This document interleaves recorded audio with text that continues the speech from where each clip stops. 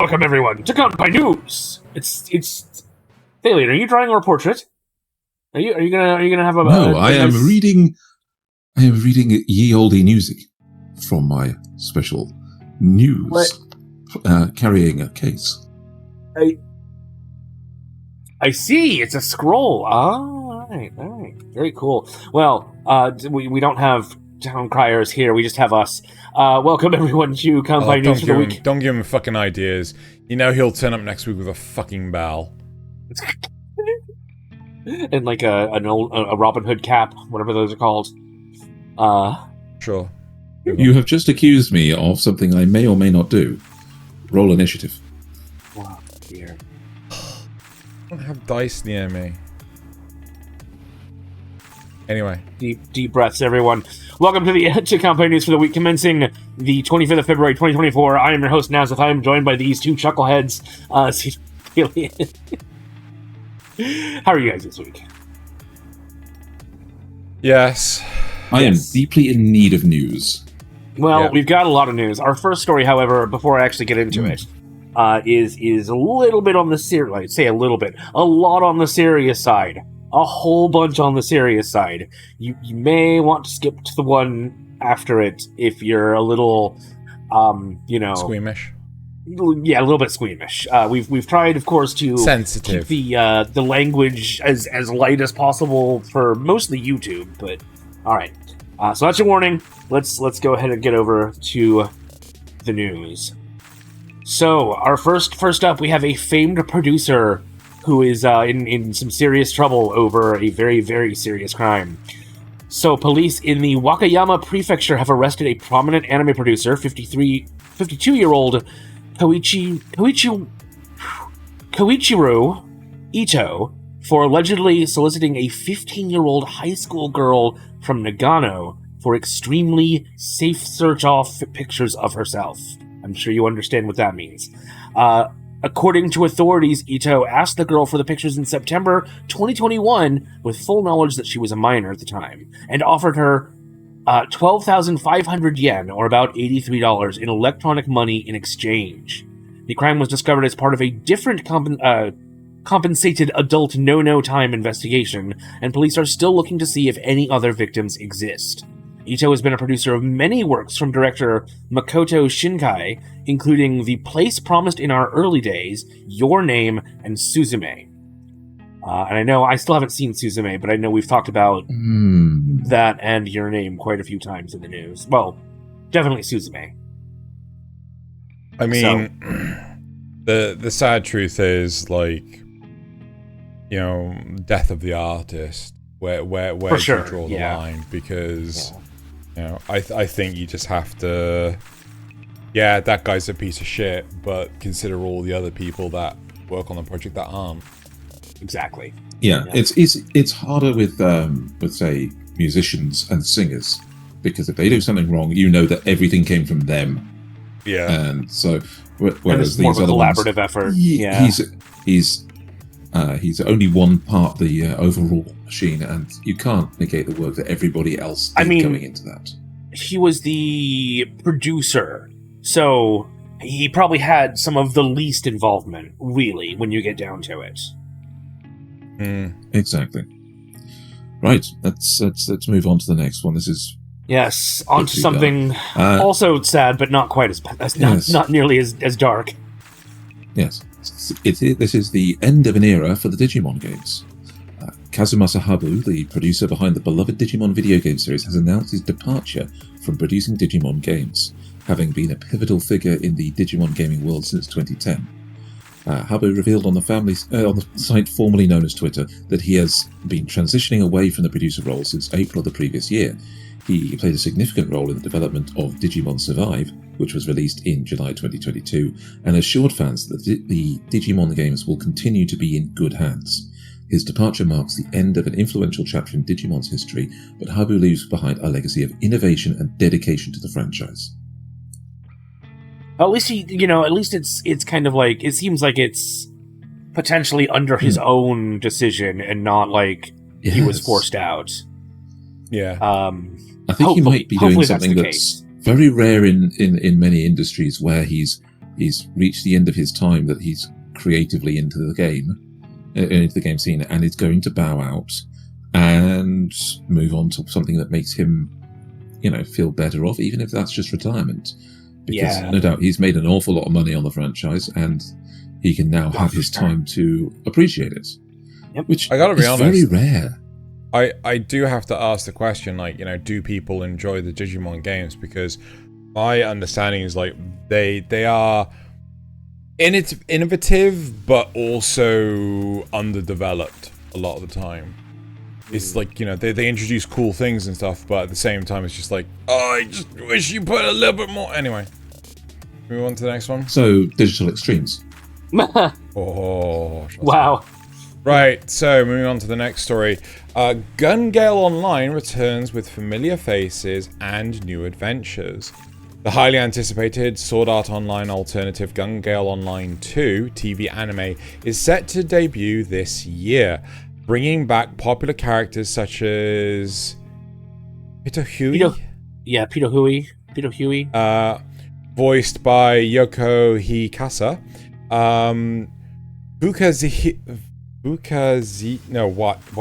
Fukazero. Zero. Yeah, Fukazero. Okay. Okay, fine. Fukazero, voiced by Junatsu Akasaki. Yeah, Akasaki. And M, voiced by Kazuyuki Okisu. Okisu? Good enough. Do you pronounce the T? Yeah, you kind of. It's It's like a very hard S, very okitsu. Okay, right. Tomori Kusunoki will return as the main lead Len, directed by Masayuki Sakoi? Yep. Yeah. At Studio 3 Hertz. I assume they are pronouncing it 3 Hertz. The series continues to explore the virtual world through the eyes of Karen. Oh, you want me to take that? Imaki. Yeah, take that one. Yeah. Yes, Kohiru Imaki. Okay, Kohiru Imaki. A tall college student who transforms into the petite and agile Len in Gale Online. The sequel promises to delve deeper into team-based combat and personal challenges within the expansive digital landscape. I gotta be honest, I really enjoyed the first season. That's kind of what I thought. Yeah, I thought you enjoyed this one. Yeah. Well done. So you managed to get through that quite well. Yeah. Yes. Surprisingly, I feel like something has clicked in my brain. Or something not in a good way, more like like when your shoulder clicks and you're not sure whether it's coming loose or something. One of those clicks. Anyway. Yeah. Right. Well, look forward to that in the future. This year they said, yeah, this year. Well, I mean we got a rumor about that as well. So let's keep going. Cool. All right. So, felines take over the apocalypse. Night of the Living Cat anime announced for 2025. I didn't know this existed until now, but in a unique twist to post-apocalyptic narratives, Night of the Living Cat manga is set to receive a TV anime adaptation in 2025. Launched in October 2020 by Hawkman and Mecha Roots, this story unfolds in a world where a virus has transformed humanity into cats, leaving the remaining humans to fend off against the cuddly yet cataclysmic tide. Kunagi, the protagonist with a mysterious past and an adept understanding of cats, navigates this new world, battling the overwhelming urge to cuddle the very creatures he must avoid. The manga, which humorously explores survival in an absurdly transformed world, has its 5th volume released as of February 22nd, with 7 Seas Entertainment handling its English distribution. I gotta say, that sounds pretty hilarious. That's just adorably awful. Yeah. Yeah. Imagine not being able to cuddle a cat when you turn into a cat yourself. And at the same time, why wouldn't you want to turn into a cat? That'd I don't think bliss. I don't think everyone gets turned. Yeah, those survivors who remain human take refuge in the dark corners of the earth. Yeah, no, but so yes, while suffering very big. Yeah, but who wouldn't want to turn into a cat? They did the. I know. Like, you either have to... the virus transmits merely through cuddles. Okay, yes. So totally be out there cuddling the cats and turning into one myself. Who wouldn't? Yes. Yeah, it's like I can see like Naz's brother trying to hold him back. No, don't go! But the cats! You don't understand. All right. All right. So Ava's grand finale hits the big screen. G-Kids announced the screening of the end of Evangelion in US theaters on March 17th and 20th, offering fans a chance to experience the iconic film with Japanese audio and English subtitles. This film serves as an alternative conclusion to the Neon Genesis Evangelion TV series, providing a different ending from the original broadcast. Initially released in 1997, The End of Evangelion revisits the series climax, featuring an intense conflict between Nerve and Sele, Asuka's dramatic return, and a final bewildering ceremony involving Shinji and the Ava units. The special screening follows G-Kids' acquisition of the film's North American rights in 2020, further cementing its legacy within the anime community. I gotta say, I'm kind of tempted to go see this. Imagine seeing it in the theater. But yeah, it's big sounds. But this is end of Evangelion. Yeah, I know. This is End of Eva is still pretty good. End of Eva is probably better than the original series ending.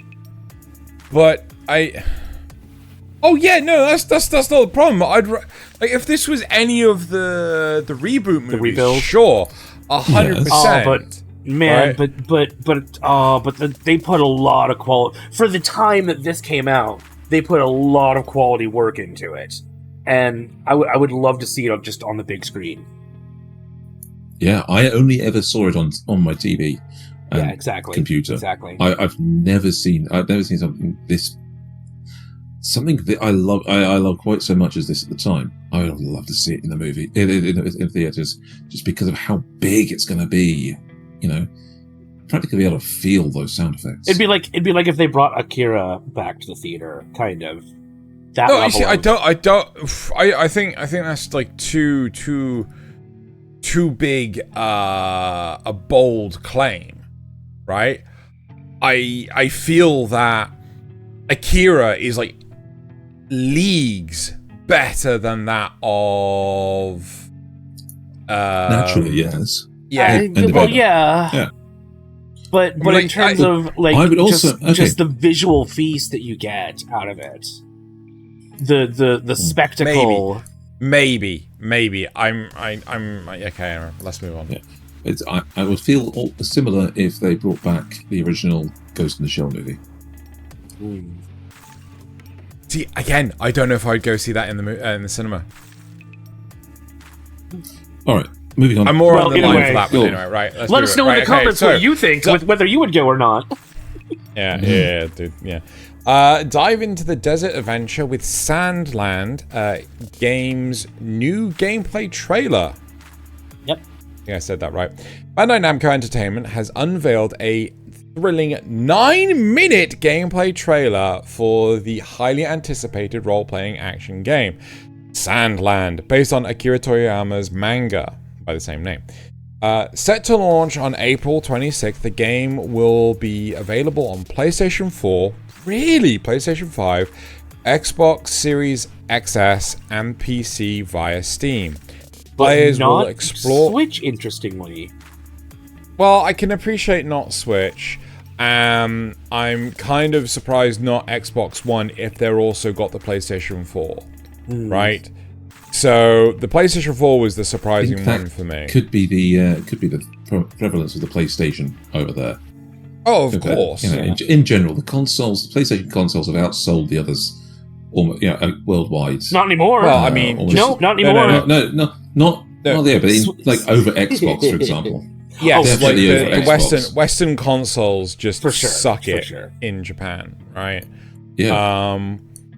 But anyway, so moving on. Players will explore a desert world plagued by water scarcity, assuming the role of Beelzebub alongside Sheriff Rao. Mm-hmm. Right? And Demon Thief.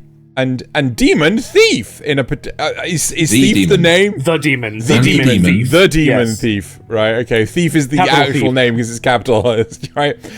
In a quest for a legendary spring, the game promises a mix of vehicular and on-foot exploration, with a focus on combat and vehicle customization, offering players a deep dive into the world's secrets and challenges. So I watched a little bit of it. I haven't watched the full thing, but so like this bit right here, you carry around. You can carry, I think they said 5 vehicles, in capsules with you. They're in capsules, like Capsule Corp. Yeah. And they are essentially your abilities that you bring. So this one can open up a secret area that you couldn't, or maybe not a secret area, maybe an area that you have to go through to progress. So you pop it out, you do it, you put it back in, or you use it and go blow stuff up. I think that's pretty cool. You can find little like water barrels and stuff around, then they'll refill your health. So it honestly looks like it could be a lot of fun. I still don't know why in a world full of water scarcity there's such for giant springs, because that's, the boing sound effects comes to mind. Anyway. I didn't understand what you first said because it sounded like you had food in your mouth. No, so you have food in your ears. Right. WcDonald's, from fiction to fast food reality. McDonald's is transforming its anime parody counterpart. Transforming its anime parody counterpart, WcDonald's, into a real-world experience starting February 26th across over 30 markets globally. This initiative includes a collaboration with Japanese illustrator Aki Bright and Studio Pierrot, featuring manga-inspired packaging, anime shorts, and the introduction of a special savory chili sauce for a limited period. The WcDonald's universe will be brought to life with 4 anime shorts covering genres like action, romance, mecha, and fantasy, each accompanied by manga chapters. Furthermore, a unique dining event in Los Angeles on March 9th through the 10th will offer a multi-sensory immersion into the WcDonald's world, complete with 360 projection, mapping, and custom merchandise. Does it actually list what countries this will be in? It's probably just Japan and States. Well, it said 30 markets, so yeah.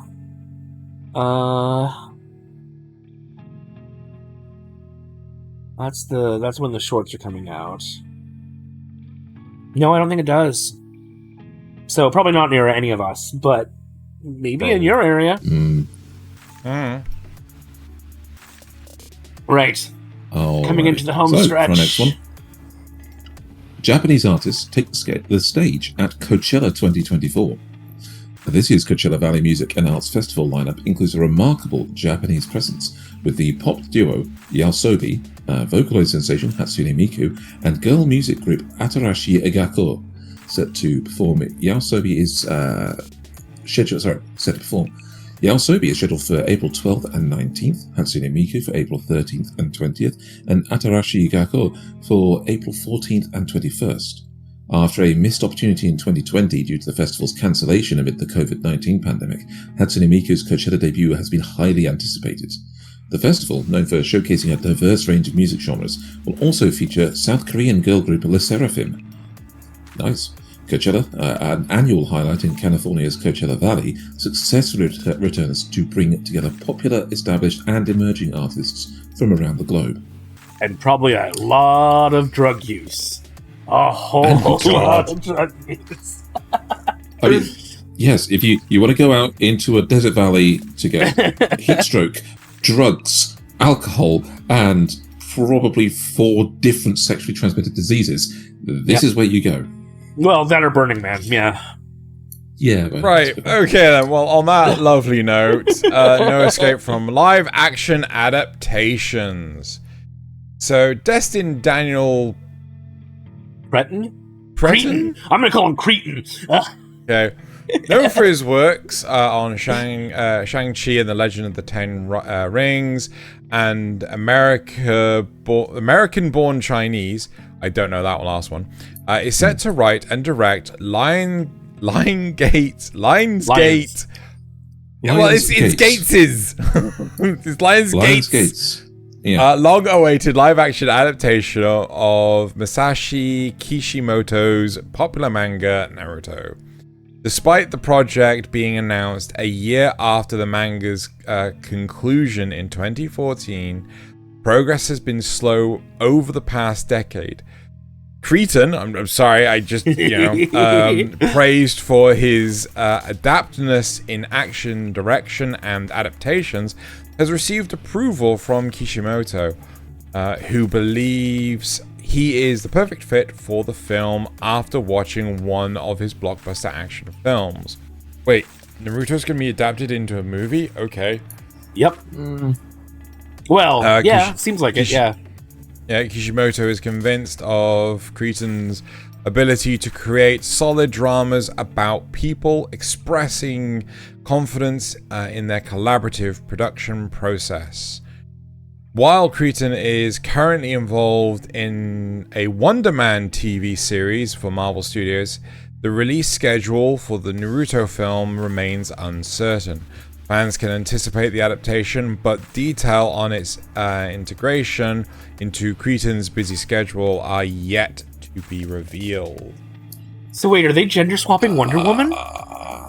No. Wonder Man is a Marvel character. Yes.